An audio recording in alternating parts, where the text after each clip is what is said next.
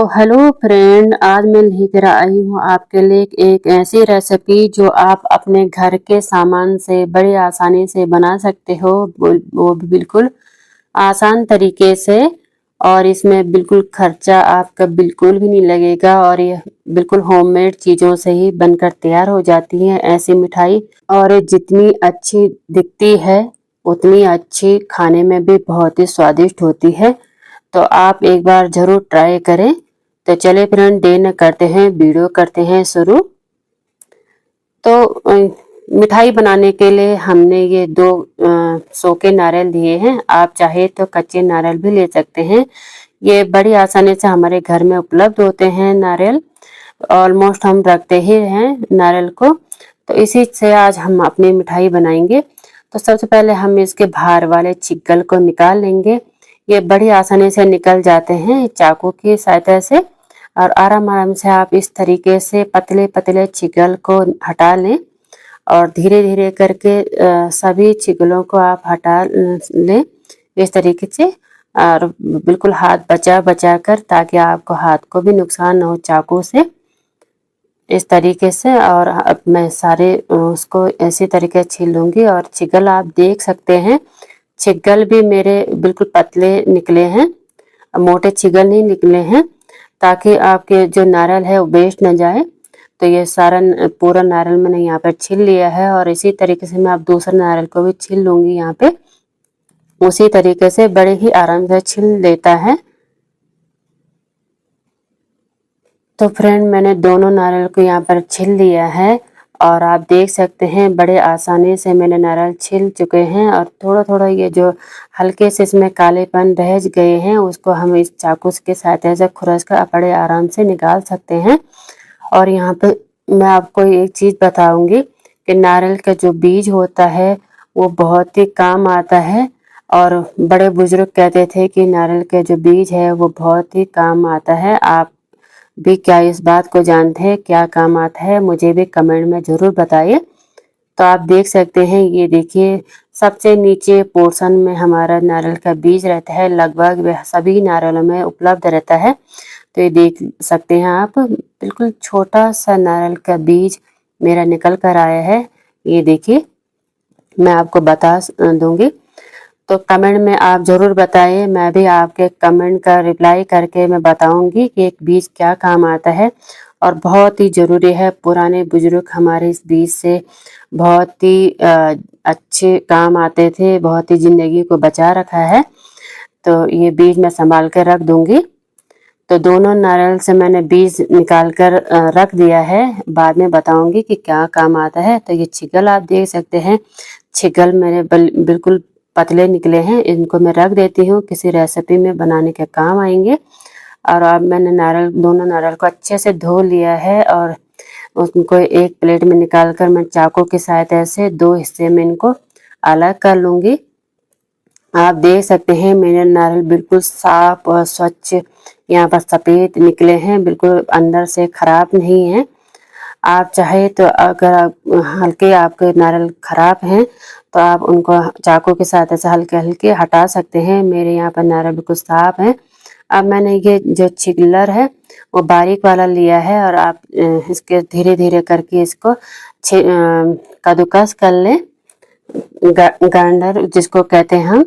और इस प्रकार से मतलब हल्के हल्के हाथ चलाइए। अगर आप जोर से हाथ चलाएंगे तो मोटे छिल सकते हैं। आप हल्के हल्के हाथों से इस प्रकार से आप कर ले। आप चाहे तो बाद में इस कद्दूकस किया हुआ नारियल को मिक्सी में डालकर और बारीक कर सकते हैं।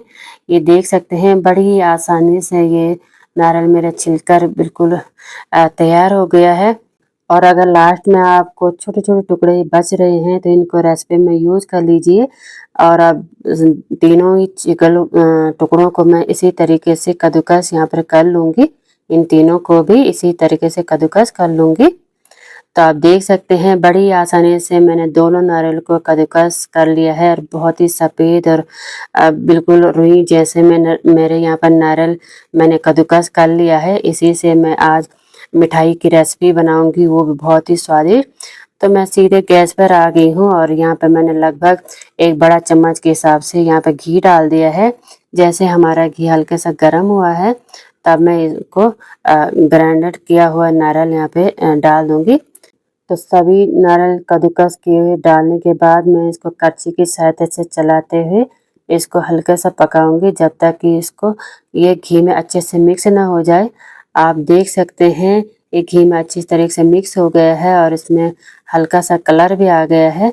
अब इसी में हम जो है इसको मैं 1 गिलास दूध डाल देंगे, लगभग ये 200 ग्राम के हिसाब से दूध है। तो इसको भी मैं इसको चलाते हुए करछी की सहायता से जब तक ये दूध को ऑब्जर्व न कर दे तब तक हमको इसको पका कर और चलाना है। गैस को मीडियम टू लो फ्लेम पर ही रखें ताकि आपका नारियल नीचे से जले ना और वो अच्छे तरीके से दूध को ऑब्जर्व कर ले। ये देख सकते हैं मेरे नारियल ने अच्छे से दूध को ऑब्जर्व कर लिया है। अब यहाँ पर मैं क्या करूँगी, 1 कटोरी भरकर लगभग 200 ग्राम के हिसाब से इसमें चीनी डाल दूँगी और चीनी को भी अच्छे से इसमें मिला लूँगी क्योंकि चीनी जो है नमक का काम ही करता है। तो ये चीनी जो है नारियल को हल्का सा गला भी देगी और आप देख सकते हैं चीनी में ये हल्का सा बंधा सा लग रहा है, बिखरा सा नहीं लग रहा है। पहले आपने देखा होगा कि ये बिखरा सा हो रखा था, लेकिन जैसे मैंने चीनी डाली ये अच्छे से बंधा सा लगने लग गया है। अब इसी स्टेज में हम क्या करेंगे, हलवाई जो डालते हैं उसको हम डाल देंगे यहाँ पे।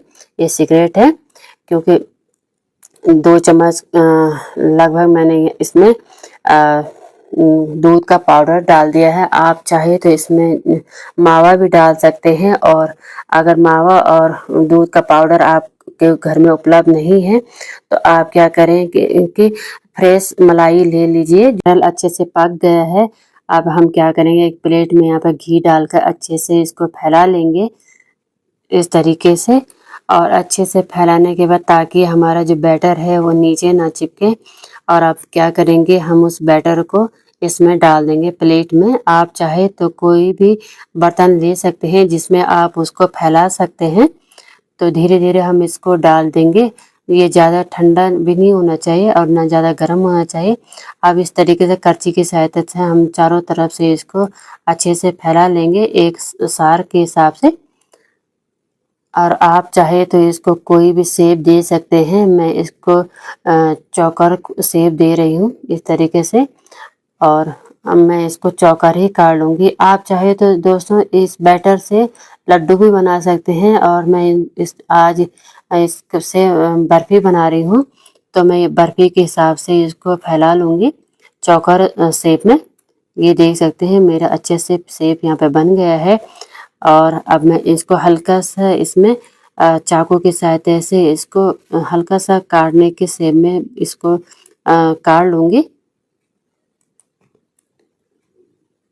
तो आप चाकू की सहायता से या कटर की सहायता से जो भी आपके घर में उपलब्ध हो उसकी सहायता से आप हल्के-हल्के इसको काटने की शेप दे दीजिए। आप चाहे तो इसे डायमंड शेप भी दे सकते हैं। मैंने ये चौकर ही दिया है।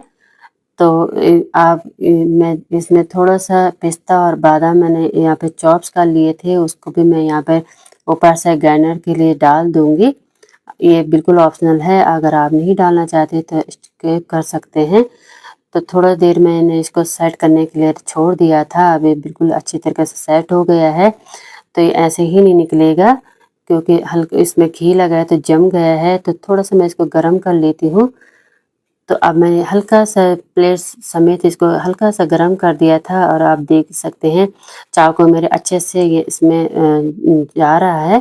तो इसका मतलब मेरे मिठाई बिल्कुल सेट हो गई है। इसको मैंने जो चाकू की सहायता से शेप दे रखा था काट कर उसी से के पीस करके मैं ऐसे करके निकाल लूँगी। ये देख सकते हैं आप बड़ी अच्छी और आराम से मेरे अच्छे अलग-अलग पीस निकल कर तैयार हो गए हैं। अब एक प्लेट में इसको सजा कर रख दीजिए। ये देख सकते हैं आप। तो मेरी मिठाई बहुत ही अच्छी बनी है और बहुत ही आसान तरीके से ये निकल भी रही है। अब प्लेट आप देख सकते हैं, प्लेट बिल्कुल साफ यहाँ पर नज़र आ रही होगी आपको। जो हल्का-हल्का बचा हुआ भी है नीचे लगा हुआ, वो भी बड़ी आसानी से निकल लेगा ऐसे मुझे पता है। तो आप हर टुकड़े को चारों तरफ से दबाते हुए अलग-अलग तो प्लेट में रखते जाइए। तो देखा दोस्तों आपने कितना आसान है ना ये मिठाई बनाना और ये बाज़ार में अगर आप लेने चाहोगे तो ये 1500 रुपए किलो से कम नहीं बिकने वाली है। ये आप अपने घर में बिल्कुल आसान तरीके से घर के चीज़ों से ही बनाकर आसान तरीके से तैयार कर सकते हैं। मुझे सपोर्ट ज़रूर करें, छोटे यूट्यूबर हैं लेकिन आपके सपोर्ट की बहुत ज़रूरत है। धन्यवाद वीडियो देखने के लिए।